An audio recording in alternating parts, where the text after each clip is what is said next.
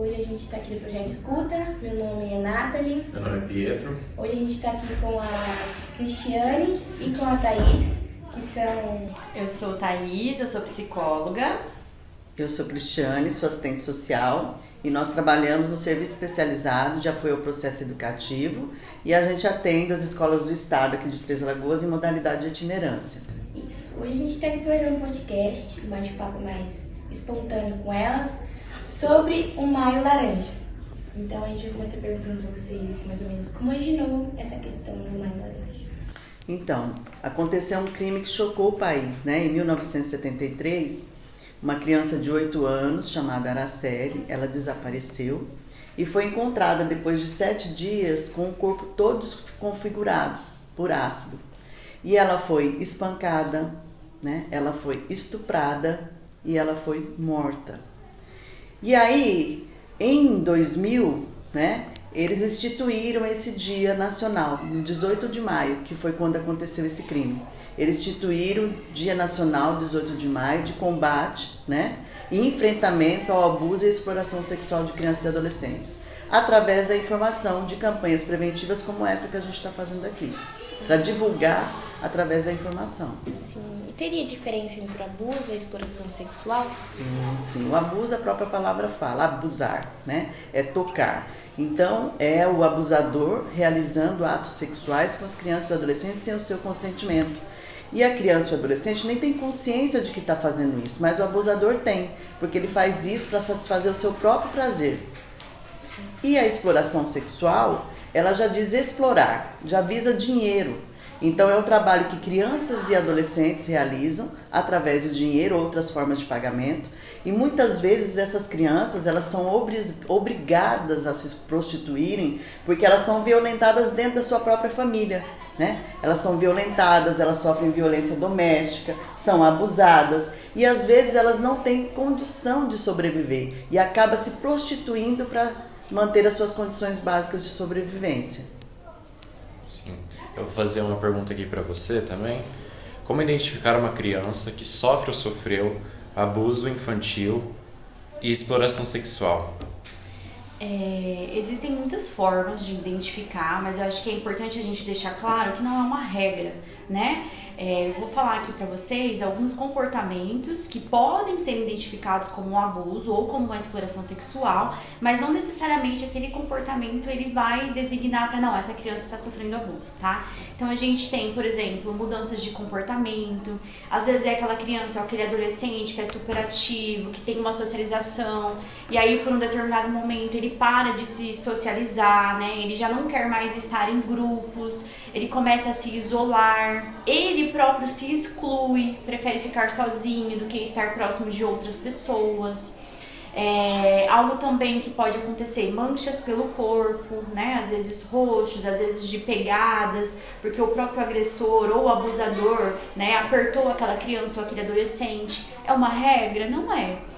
Toda criança que sofre abuso, né, ou exploração sexual, ela vai apresentar manchas pelo corpo? Não necessariamente, mas é um alerta, né? É um sinal de que algo não está normal. Então, quando a gente vê uma pessoa que está com roxos pelo corpo, não vai chamar atenção? A gente vai falar, nossa, mas por quê? E aí começa a passar várias coisas na cabeça da pessoa, né? Pode ser várias coisas, então fica como um alerta. Comportamentos muito erotizados para a faixa etária, né, que não condiz com aquele comportamento ou com aquelas falas. Pode acontecer também de crianças que foram abusadas de começar a ter comportamentos, por exemplo, de às vezes já passou ali pelo período de fralda, né? Bom rendimento, que nunca teve problema na escola, começa a faltar demais, às vezes começa a ter baixo rendimento nas notas, né? Então é uma forma de identificar também, pelo olhar da escola, tá? Ok, perfeito.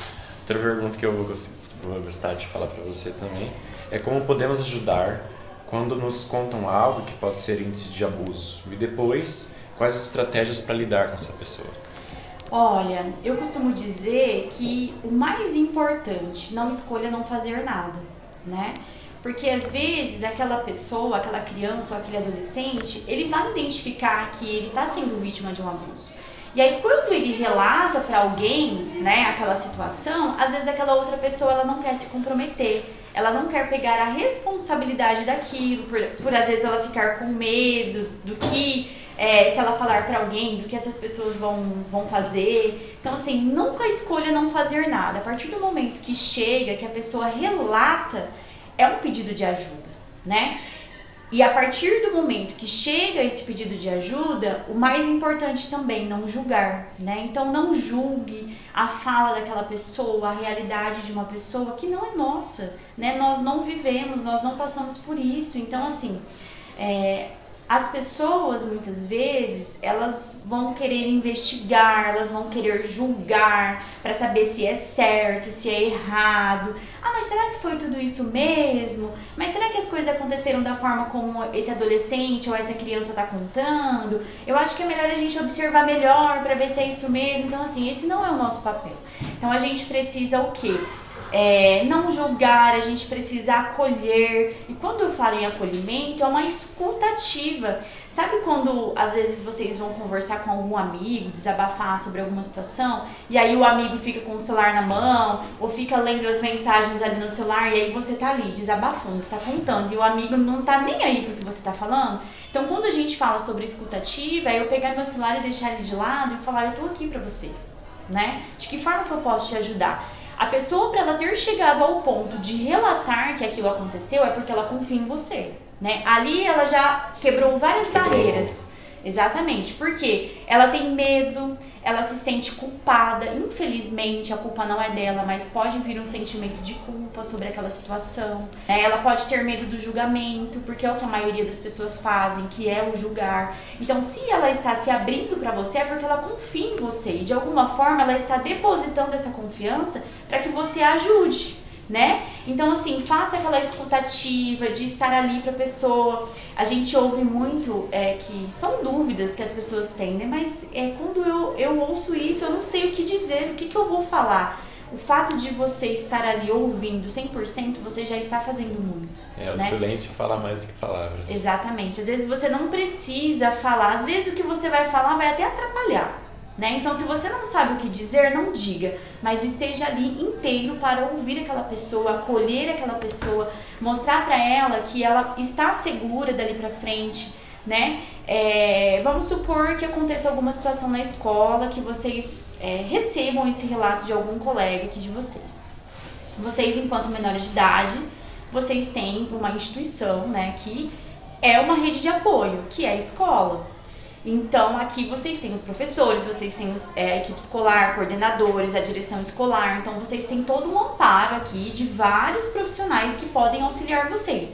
Então, a partir do momento que chegou para vocês o relato, o que vocês poderiam fazer? Procurar ajuda do coordenador de vocês, ou da direção, ou do professor, para o que fazer dali para frente. Porque a denúncia chegou, não chegou? O relato chegou para vocês. E aí, vocês fizeram o quê? Vocês ouviram, vocês acolheram, né? Vocês foram um ombro amigo para aquela pessoa. Mas e aí depois? O que eu vou fazer? Né? Aí você ouve, não sabe o que fazer, a pessoa que contou desabafou, mas a realidade dela não vai mudar, né? Então é onde a gente procura ajuda dessas outras pessoas para poder seguir com os protocolos, que são os encaminhamentos que nós dizemos, né, Cris?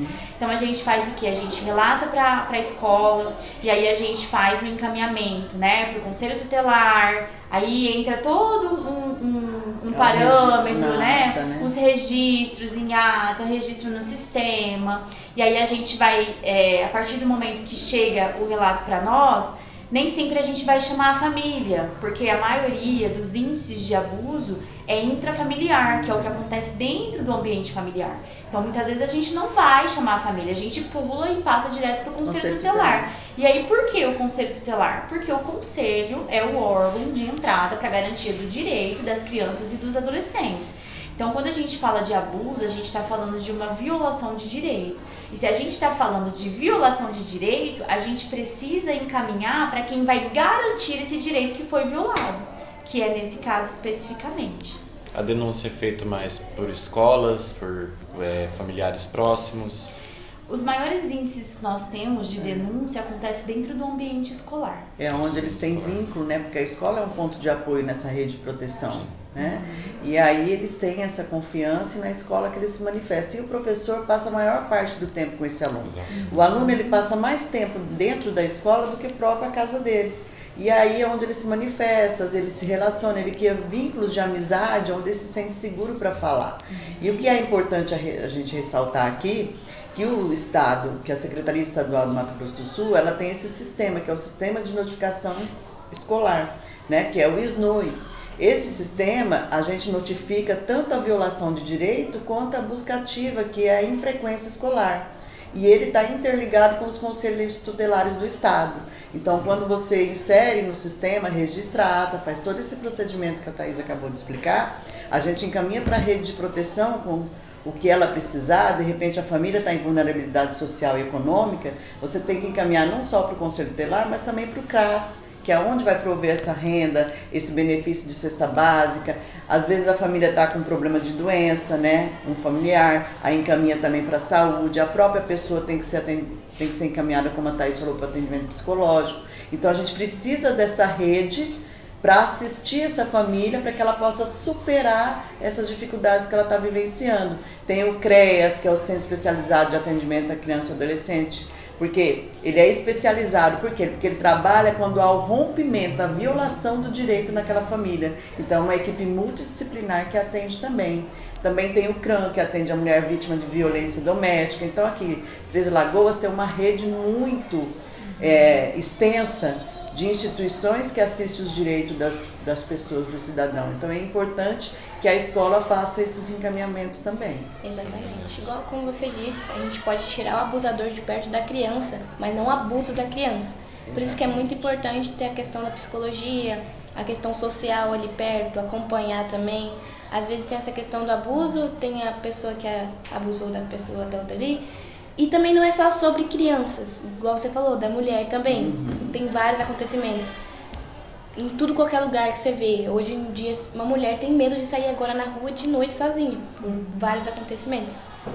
E eu acho que é muito importante o trabalho de vocês. Agradeço por todos também.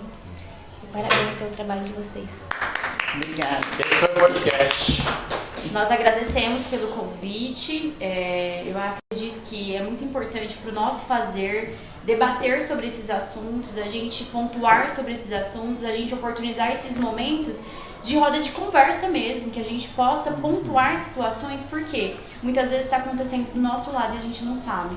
Então a gente precisa disseminar informações, a gente precisa quebrar os tabus, a gente precisa, de alguma forma, proteger essas pessoas que são vítimas de violência, né, e de abuso e exploração sexual, né. Então, assim, foi um prazer estar aqui com vocês, que nós tenhamos outras oportunidades, né, pra gente dialogar aí e quebrar tabus. Eu também agradeço, obrigada, e parabenizar vocês por esse momento, porque a divulgação desse podcast para as famílias e para as pessoas na rede social da escola vai ajudar muito no enfrentamento e no combate à violência e o abuso de crianças e adolescentes. Obrigada. É isso, gente.